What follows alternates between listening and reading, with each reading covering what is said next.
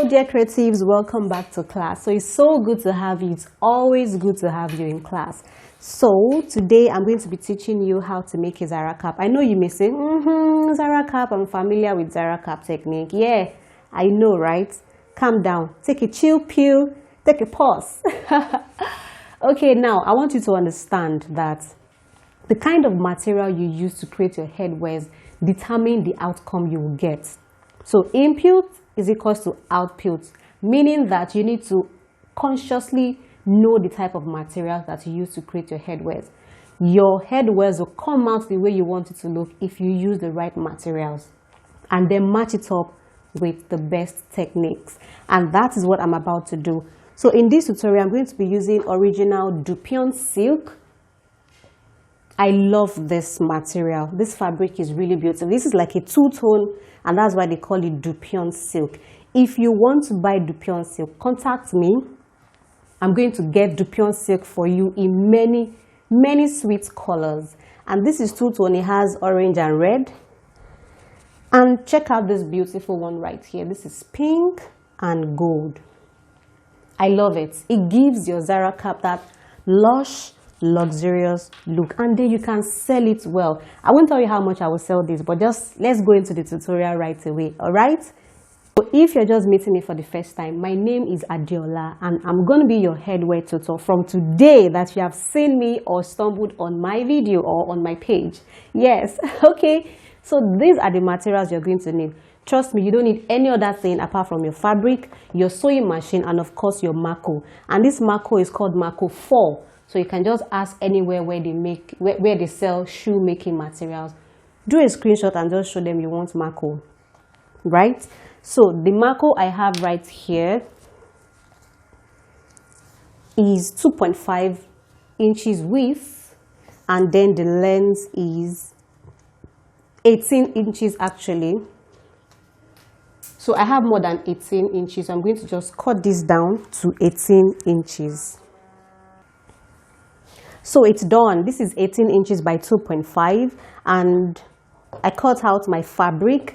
The good thing or the good news I have for you today is that you can use 1 yard of material, that is 36 inches length by 60 inches length material, to make two Zara caps. It's that simple, very easy, and then you can sell it well, but consider the type of fabric that you use. I will emphasize on that because you don't know how much you can sell your designs if you use quality materials. So let's go straight to the class. This right here is my base, and I will show you the measurements. Like I said, I'm using 1 yard to make two caps. So this is 13 inches width, and the length here is 29 inches. That's for the base. Then for my two pipes, I have 8 inches width, and then the length is the full length of the fabric, the full yard of the fabric, 36 inches.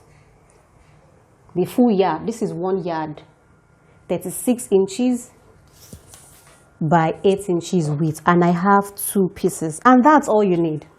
So this is what I'm going to do right here. Watch me carefully. I'll go to my sewing machine. I'm going to place this with the right side facing each other like this. I close up one end, and then I sew all the way down and leave this other end open because I need this to turn it inside out. I'm a beginner's coach, or let me say I'm a beginner's tutor. That's why I like to teach all my designs from scratch, so you're not confused at any point, because I want you to replicate that design and show me that, yes, madam, I did it. And then we'll celebrate and be happy. Deal? Great. So I will do that for this other two. I'll put that aside. Now to the base. This is what I'm just going to do. For those that are already familiar with how to make Zara cap, you won't have any issues with it. But if you're not familiar, this is what you're going to do. Check for the right or the wrong side of your fabric. Okay, this is the wrong side of my fabric. Right here is the right side of my fabric. So I place my right side on the table, put my Mako in between, then I fold this over, ensure that I have equal spacing on two ends, then I fold the edge in like this all the way down, and then I use my sewing machine to sew it down. So I'm going to do those 2 steps, or let's just say 3 steps. Let me talk about the third step. The third step is for me to get my belt, and let me show you the measurements of the belt. This is 3.5 width and the length is 12.5. You can use 12 inches, right? So I'm just going to go to the sewing machine, fold this, sew it down, and do like a belt cut here, like a curve. Then I turn it inside out. So I'm going to do the sewing on this 3 pieces of fabric, the base, the belt, and my pipe. And when I'm back, I'll show you how to put all these pieces together. And ta-da! We are almost there. All right, I'm back. So this is my base. I already joined the marco. I'm going to turn it to the center like this so that my stitch can sit in the middle. So this is the belt. And then I want to talk about my pipes. You remember earlier on, I said that you can use 1 yard to make 2 caps. Yes, because the previous brocade material that I made with this exact design, I used 1 yard to make 2 pieces.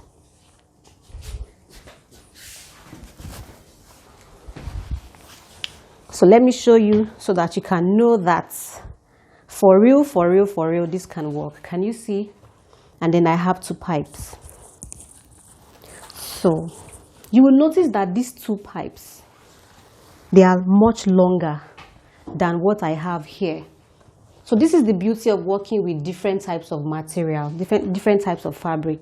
So this, my length here is 36. So as I finished sewing it, I was wondering that why is this pipe short?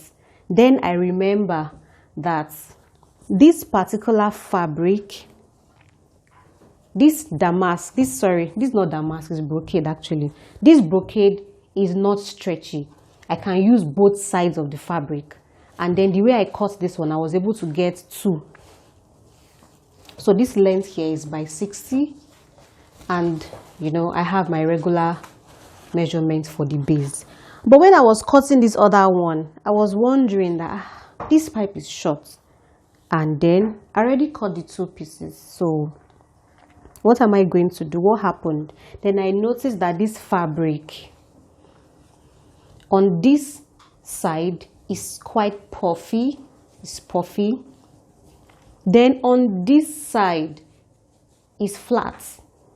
So there was no how I was going to cut out my pipe on this flat part. And this flat part is my by 60 of the fabric. And the puffy part is the by 36. That's the 1 yard. So I just cut it like this and I cut out 2 pieces. But my pipe ended up being shorter than the previous one that I made. What does this mean? It means that when you try working with different fabrics, you begin to discover some things, just like I just discovered now, that I cannot use this type of fabric to create 2 of that Zara cap. So I can only use 1 yard to make 1 Zara cap, although I will have leftover because I would need to join my pipes together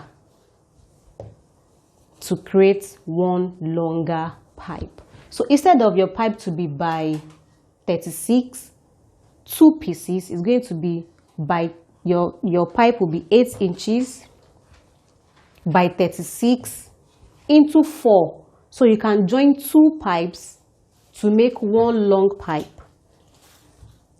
Do you understand? So that the other second pipe will also be, it will be more than 60, because 36 plus 36, you know what that is. Then the other one is going to be 36 plus 36. So you have 2 long pipes.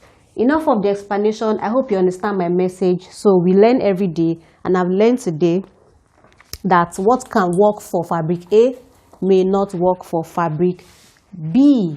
So let me move on.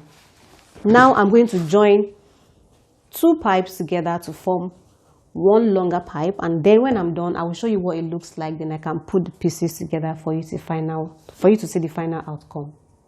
So there we go. Can you see how it looks? So it's looking longer right now. So if you like, you can have 2 pipes like this. If you also like, you can make your pipe to be 1. So instead of having 2 pieces of 8 inches by 60 or by 70, you can have like 16 inches by 60 just to have 1 pipe. Great. So this is my base right here. I'm going to put these 2 pieces together. You can put them separately, one on the left and one on the right. You can also put 2 at the same spot if that's what you like, but I think I'll just put my own to be 2 on the same spots like this. So I'll just place them here.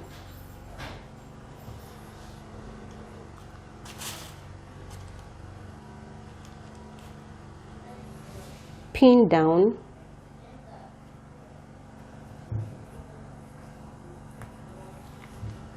Like this, and then I bring the other side on top of it this way, and then I join from here down to this point. Can you see how it looks? This is what I have right here. Now you can use your weaving machine to weave these edges, or if you don't have weaving machine, you can use bias tape or any fabric ribbon to cover up these rough edges right here. So the last thing we want to do is to attach our belt, and for the edges here I will just tuck it in this way,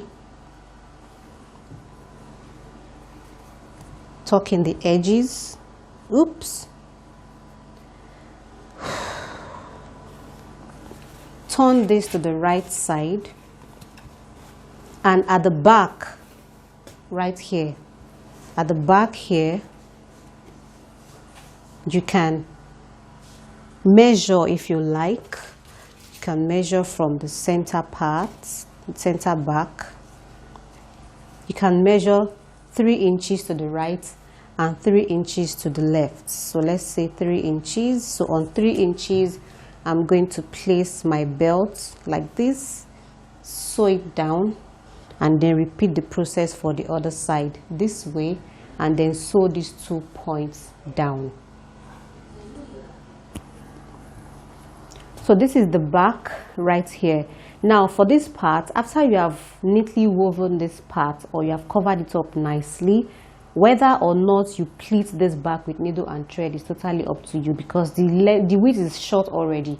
So you can pleat it if you want, and you can just leave it if you don't want to pleat it. So this is how it looks. Wow, so beautiful. Now that you know how to make this, I believe you're going to try out your own design, and please feel free to embellish if you like. You can stone it, you can even put interfacing like wording, foam, whatever it is, to give your own design another feel or another outcome. So I hope you're enjoying this tutorial. I'll see you in another class. My name is Adiola once again. Don't forget to drop a comment for me if you have another nice tutorial you want me to teach. Bye for now. You do to me, play my emotions like a pair of puppet strings. Did it ever occur to you my heart's more than a toy? Please go easy on me, babe. Send message after message, forward my calls. Next day you hit me back like nothing happened at all. What about all the things you used to say to me?